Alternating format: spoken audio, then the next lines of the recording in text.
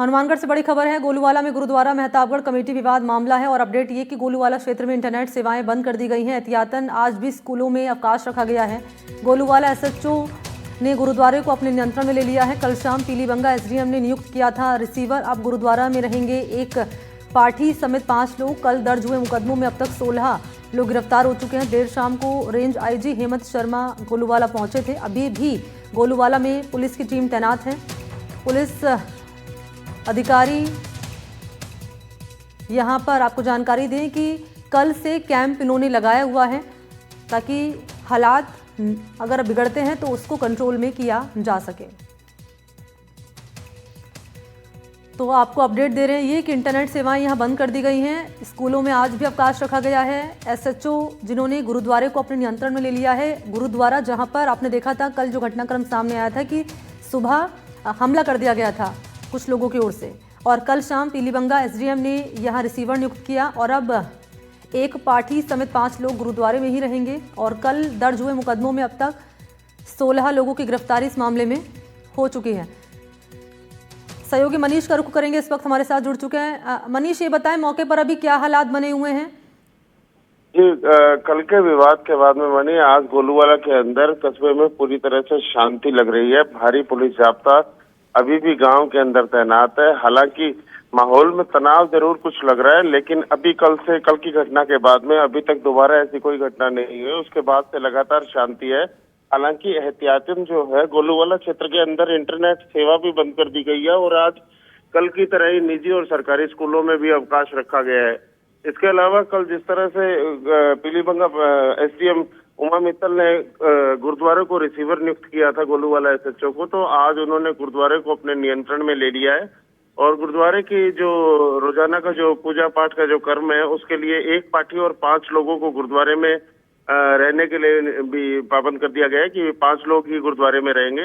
इसके अलावा जो कल जो मुकदमे दर्ज हुए थे 2, एक प्रशासन की तरफ से और दूसरा जो परिवादी पक्ष था, जो पहले बीबी थी, उनकी तरफ से जो मुकदमा दर्ज करवाया था उसके अंदर अभी तक 16 लोगों की गिरफ्तारी हो गई है। कल देर शाम को जो बीकानेर रेंज आईजी हेमंत शर्मा और हनुमानगढ़ एसपी हरिशंकर भी गोलूवाला पहुंचे थे, स्थितियों का जायजा लिया था और जो आम लोग थे उनसे शांति की अपील भी पुलिस ने की है। इसके अलावा अभी जो सुबह additional SP जनेश Tanwar, ADM उमेदीलाल Meena सहित एसडीएम पीलीबंगा उमा मित्तल सहित सभी जो तमाम प्रशासनिक और पुलिस अधिकारी हैं वो लगातार जो गोलूवाला के अंदर कैंप किए हुए हैं और लगातार जो स्थितियों पर नजर बनाए हुए हैं।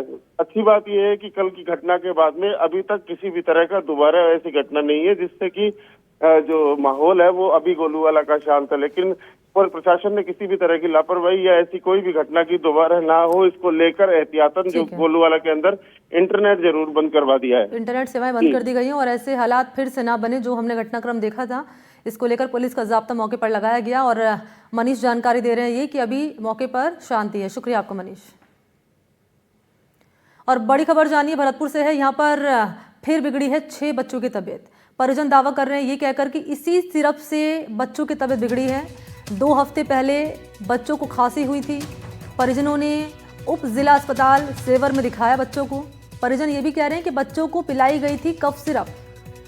डॉक्टर ने ये कफ सिरप दी। डॉक्टर की दी कफ सिरप पिलाने की बात सामने आई है और कफ सिरप पिलाने के बाद ही तबीयत बिगड़ी थी। और जरा सवाल देखिए क्या है जो एनडीटीवी खड़े कर रहा है। एनडीटीवी पूछ रहा है कि जब लिखा ही नहीं तो सिरप क्यों पी। दूसरा सवाल ये, निगरानी की जिम्मेदारी किसकी है, ये तीसरा सवाल है। चौथा सवाल ये कि अगर सिरप ठीक नहीं है तो इसकी बिक्री क्यों हो रही है। 5वां सवाल जानिए, रिपोर्ट और आरोपों में फर्क क्यों नजर आ रहा है।